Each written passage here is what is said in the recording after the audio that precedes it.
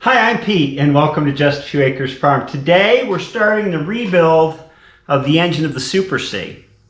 Let me show you what I've done so far. About a month ago when I started this project, I took this engine block outside and degreased and pressure washed it to blow all the old sludge and gunk and everything else out of it, and it came back nice and clean after that, and I oiled up all of the machine surfaces so that they wouldn't rust. And then yesterday I wheeled it back outside and I cleaned the outside of the block, all the paint and rust and whatever residue off with a grinder with a knotted wire brush on it and a drill with different brushes on it, so I got the outside clean. And since everything was dry and grease free, I blew it out with air after I was done grinding, blew all the dust out of it, so she's nice and clean now. The first step in this rebuild is to install the sleeves, and the sleeves are wet sleeves, which means that the sleeve goes directly in the cooling jacket, and those are a little different to install than dry sleeves. Let me show you how I prepare for them. You can see here after the sleeve's taken out, there's nothing left in here but the cooling jacket, and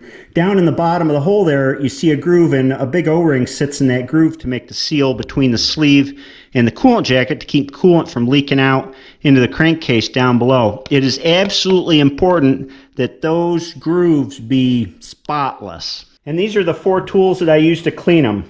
Carb cleaner, which is pretty good at dissolving old baked on carbon. I use a fine wire brush on a Dremel tool. A pick. And a mirror so I can look around down in there. You can get down in there with the Dremel and actually get into that groove and clean it out, and then you can come up from the underside so that you're getting both surfaces on the inside of that groove. And I alternate running that around with using some carb cleaner and then a rag and wiping it out and getting all the crud out. And then I stick this mirror down there so I can see into the groove and look all the way around and see how clean it is. And I do the same thing for the top grooves. You know, you really want to get these clean too because you want the sleeves to see all the way down in. So I run the fine wire brush around those because you'll get cooked on carbon that almost looks like steel, but when you put the brush on it, you can see it kind of puff up and that dust will come out. And then the corner of the sleeve is always tricky, this recess here. So I take this pick and just run it around in the corner, and it actually pops any other carbon out. And again, carburetor cleaner and rags to get everything nice and clean. So now all the holes are ready to put the sleeves in. I had the machinist who did my cylinder head, Dave Richards, order the rebuild kit for the engine. And a lot of times that makes sense for me because you can have, if the machinist gets the kit, he can do things for you like fitting the piston pin bushings to the piston pins, something that I trust a machinist to do. I don't want to do that myself. Now, these are Reliance brand piston sleeve kits, and as far as I know, Reliance is the only company that's making these rebuild kits, at least for old Farmalls. Now, it seems like wherever you go, even if you get it badged under a different name, when you get the boxes, they all say Reliance on them. People like to put down Reliance, but I've never had a problem with them, so I don't know, it's just my luck. Each of these boxes has a cylinder kit in it, so let me show you one here. This blue box has got all the rings in it, which we'll get to later. And then here's that O-ring that goes in the bottom of the sleeve. And then in here we have the piston and sleeve together. So I always consider these match sets. In other words, piston and sleeve you want to keep together as a set. I don't know if that's as important as it was in the old days because manufacturing tolerances are tighter than they used to be, you would hope. But I keep all the parts separate here. So from now on, this will be number 1 piston sleeve. Even though I'm only putting in the sleeve, I'm going to keep all these other parts in the box matched to the piston. And I'll put the number on the box so I can remember what goes where. Job 1 is to test fit the sleeve in the bore with no O-ring in there, just dry. And you want to make sure it should go in loose like that, and it should spin. You know you've got all the obstructions out of the way. And then you want to measure sleeve standout, or how far it stands proud of the block deck. And spec on these is 3/1000 to 7/1000 standout. And I just use a straight edge here and a feeler gauge. And I'm at 7/1000 with these. So we're within spec. Sleeve number 2, number 3, and number 4.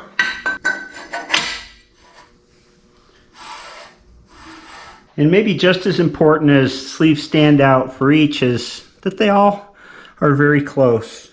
Match, in fact. I don't have machinist tools to test that to the 10,000ths, but my feeler gauge serves all right. And of course, the reason you want them all to match is so that the head gasket seats properly, with no one sticking up a lot more than the others, or vice versa. Next, I'm going to take these out one by one. I'm going to keep track, line them up, so I know where they go, and clean them off with lacquer thinner. They come with something, it's not cosmoline, but it's a thicker kind of oil, and I don't want that to interfere with how the O-ring seats, so we clean them off with lacquer thinner to get them all degreased. If you think I'm being super careful with this, with all the cleaning and everything, you're right, I am being super careful. Remember, this engine had milky oil before I tore it down, and I always attributed it to not running till it warms up, but the other thing it could be was that one of the old O-rings, or more than one, was leaking coolant into the engine block. I didn't see anything when I tore it down, but you never know, so follow all the steps so you have peace of mind. Next job is to install the O-rings into their grooves, and you do this dry, no oil, just dry right in the groove. Just tuck them all in there. And that's a good fit. Fit just like it's supposed to. Now everything's clean, O-rings are installed, and we start from the front, number 1. Now, to lubricate things as this is sliding in, to keep the O-ring from getting torn, I use what's about a 50-50 mix of Dawn dishwashing soap and water. I guess you can use Ivory if you want. But dish soap, this is always what was specified to put these in, not oil, dish soap. So I lubricate the bottom here. You can see by the step where the O-ring's going to sit in. You want it all to slide through. It should push right in. That's the hope anyway.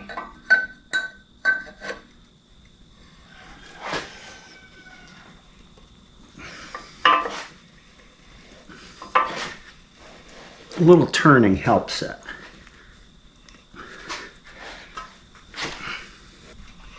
There we go.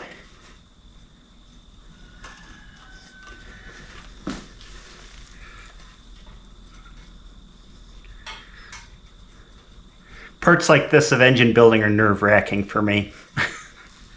You don't want anything to get messed up.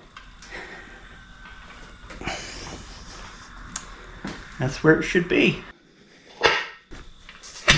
Once I get the pistons in these sleeves, they will have a tendency to climb out until the head's on to clamp them down. So what I'm putting in here are bolts that go in the stud holes for the head, and they got big washers on them, and they'll hold the sleeves down while messing with the engine to put the pistons in. Let's spin her over and see how she looks from the bottom here. If the O-rings are seated properly, you should not see any O-ring sticking out from around the sleeve. So that's what I'm looking for. Pretty obvious, huh? I don't see any. I think we did a good job. The next thing to do is install the camshaft, and before you install the camshaft, you got to install the valve tappets. Car guys may know these better as lifters. And with all this assembly, I'm using for my assembly grease Permatex Ultra Slick.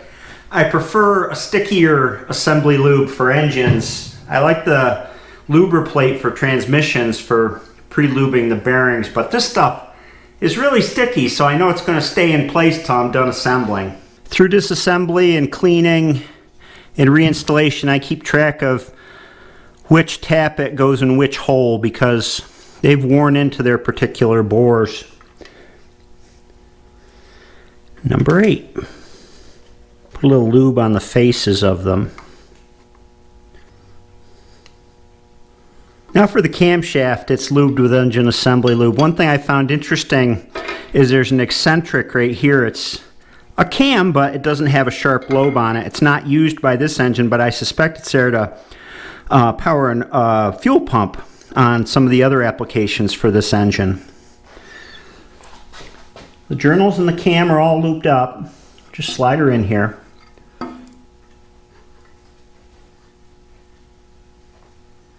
Then we have to find and align the mounting bolts for the camshaft. Where's the tab? So there's one. You can barely see it in there. For these bolts as extra insurance, I'm putting some blue Loctite on them, which is the medium strength Loctite.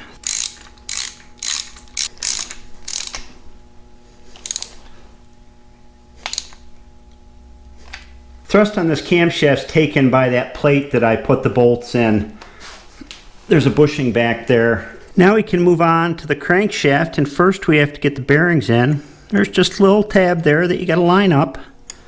Super simple. These are 10 under bearings to match my crankshaft. 10 over, 10 under. Crankshaft was ground 10 under. However the terminology goes. And of course we got an oil supply hole that we got to line up there. Make sure everything lines up. And finally in the rear we've got the thrust bearing, which takes the end-to-end thrust on the crankshaft. It's got shoulders on it here. We want to lube everything up. This stuff looks delicious. I'm tempted to have a snack. I don't know, it kind of looks like blood too. I'm thinking more like strawberry jam though. And here we have our ground crankshaft. She looks beautiful. Now before we install our crankshaft, we want to look for the timing marks on the cam gear here. This double dot aligns with the distributor drive here. We're looking for a single dot that we've got aligned for the crankshaft. And the single dot is right there. So we'll get it about where we think it should be. We'll probably have to mess with it when we get the crankshaft in. This is nothing compared to the crankshaft on the MD.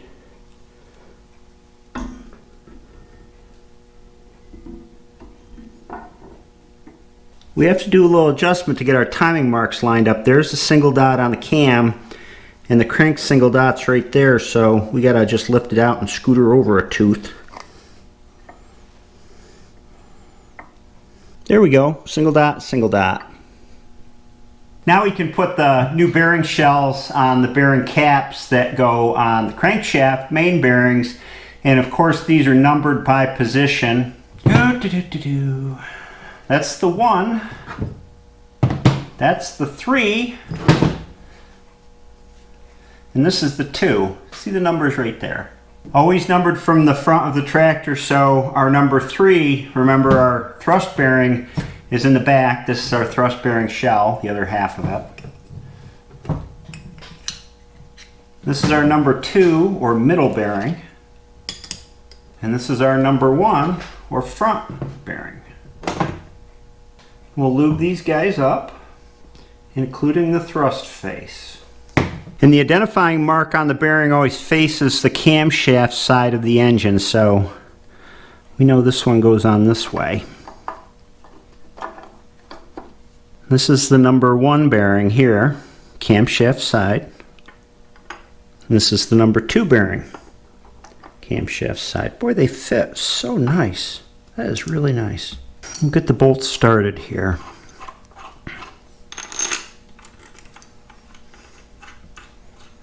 Just for peace of mind, I'm going to check one of these, the middle one, I'm going to check the running clearance on it. This is green plastic gauge meant to measure 1/1000 to 3/1000. Running clearance on these is 1 to 3,500, so I should be in this range. Here's my plastic gauge right across the middle. Bearing goes on that way.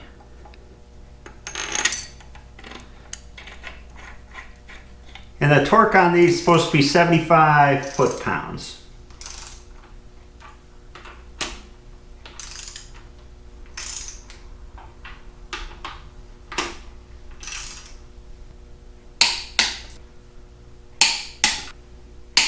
All right, let's take our middle bearing back off and see how the plastic gauge did.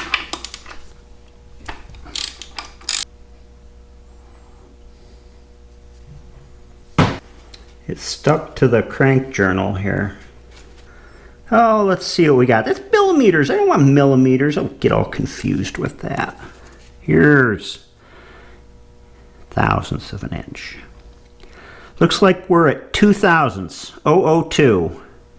That is very good. That's right where we want to be. Also, look at how uniform the plastic gauge crushed. That says a lot about both bearings and the quality of the crankshaft grind and polish that I had done. That is beautiful. Just take that plastic gauge off. Cap back on. Bolts back in. And we want to check the feel of the crankshaft. Spin it. Feels like silk. Really nice. No end play that I can feel, but it rotates just as smooth as can be. Take care of these lock plates and then we'll be done with that job.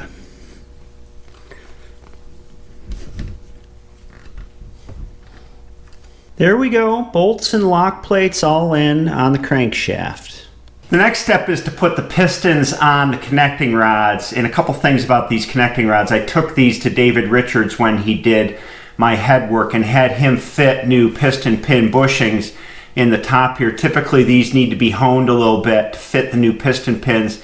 That's something I trust a machinist to do a lot better than myself. And the second thing is he checked these journals on the bottom where it hooks onto the crankshaft for roundness and found that a couple of them were a couple thousandths out of round, and he fixed that. And let me show you how he did that. The way they do that is if this is out of round, they take a little bit off of this surface here on the cap, put it back together, and then on a mill they can round this up so that it's back to true round.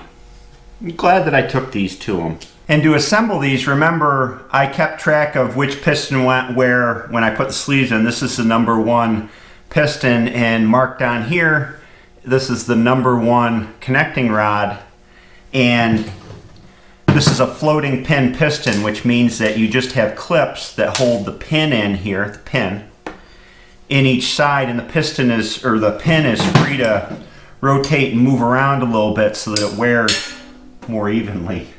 Where did that clip go? Occupational hazard, I guess. This just goes into a groove here. Just like that. And then we're going to give the new pin some lube here. And then this is just a kind of a tight fit, but not so much of a tight fit that you can't push it in here if you get it set square. There we go. Now remember, our number always goes toward the camshaft, and the camshaft is on this side of the engine.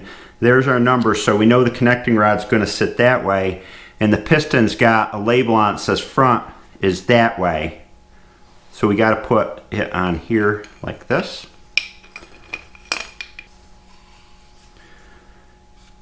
And it's just press this together. It's a nice tight fit. Shouldn't have any play here side to side. And then once we have the piston together, we got to put the clip in the other side here without it flying across the shop.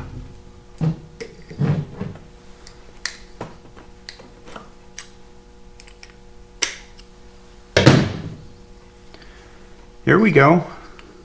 Interestingly, I noticed on the top of this piston it says IH113. This is actually a 123. 113 was the old 3-inch bore.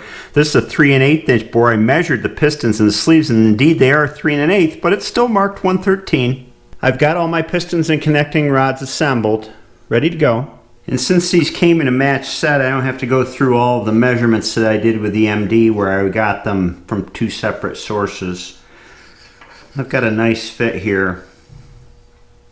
It's what it should be. Here are the ring sets, or one of them anyway. We have a top ring that's chromed, and you always look for the orientation of the ring. There will be a dot on the side that's supposed to go up, and that one does not have a dot. Same on both sides. No taper on either side that I can see, so that one orientation can be either way. And then the second compression ring, we do have a dot right there, so this dot needs to go up. And then we've got a 3-piece oil control set of rings here that go in the bottom groove of the piston, and they will go in like that. Now I do want to check end gap on these rings. And to do that, this is a number 1 piston bore. We put the ring in and push it down square with the piston upside down. And with the ring in the sleeve, I can check the end gap. Specified end gap is 10 thousandths to 20 thousandths, so I've got kind of a go, no go set of gauges out here. 10 fits easily. 20 just fits. So we're good. Put the second compression ring in. 10 thousandths, easy fit. 20 thousandths, fairly tight. The thing you're really checking for here, the thing that's really important, is the minimum end gap. You don't want to be below the minimum end gap on the rings, because that means when things heat up and expand, you may run into a problem with the ring binding on itself. Now we can start putting the rings on the pistons. I like to oil everything up here. We're going to make a mess, but oil is good. Dip the rings in oil before I put them in. This is the first piece of the 3-piece oil control ring. I start at the bottom ring so I don't have to work over the rings that I put on before when I'm putting the ring on.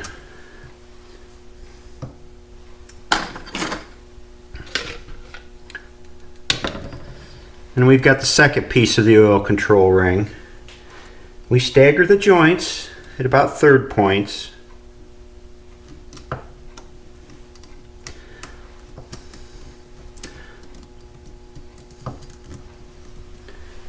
There's a long-standing debate whether staggering the rings is really that important. I've heard folks say that the rings spin around in the cylinders as the piston's going, and I kind of believe that. And then others that say, well, you always got to put them in at 3rd points. And I put them in at 3rd points just to be safe. Can't hurt.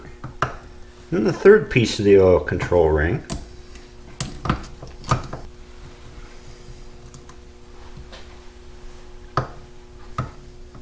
And then we have the second compression ring. Dot goes up.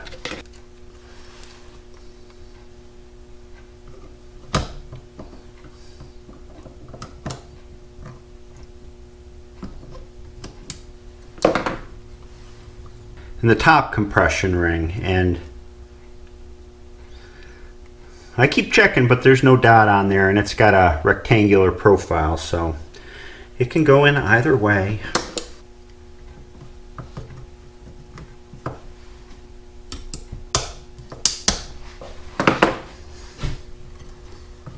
This is a piston ring compressor that Dad found at the flea market in Canandaigua when we went to the tractor show. It's made by L.B. Miller Company, Brooklyn, New York. And he got a set of these and gave them to me for these jobs. This one happens to fit this really nice. It's not too long.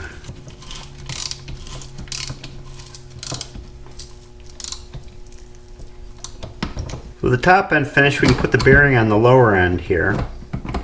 Pull the cap off. These are new 10 under bearings. Just like the main bearings, they slip right in here into the notch. Strawberry jam, yum. We'll oil up this bore, and I'm going to turn the crankshaft so that the journal for this piston is all the way at the bottom of its travel. Camshaft side, which is my side, and in we go. Put a hand down to guide it over the crankshaft journal so it doesn't hit it.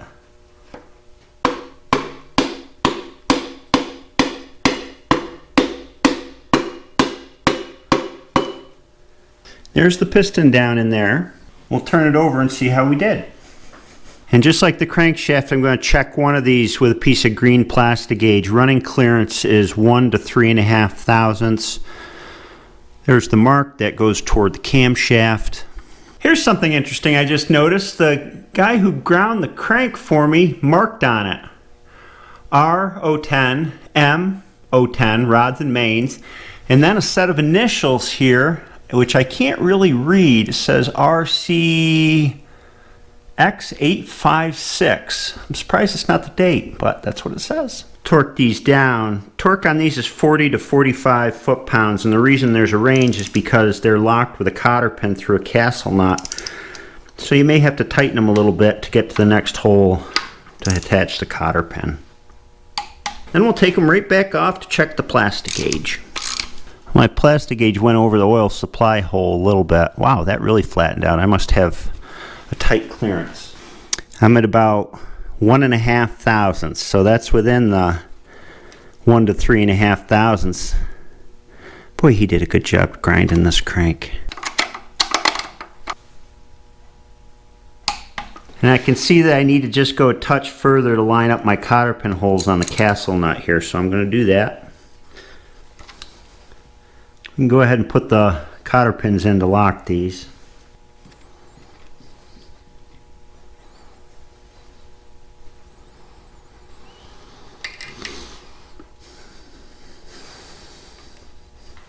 You can see how it spins. That's what I like. Feels good. We'll get the next one oriented to the down position here for the next piston.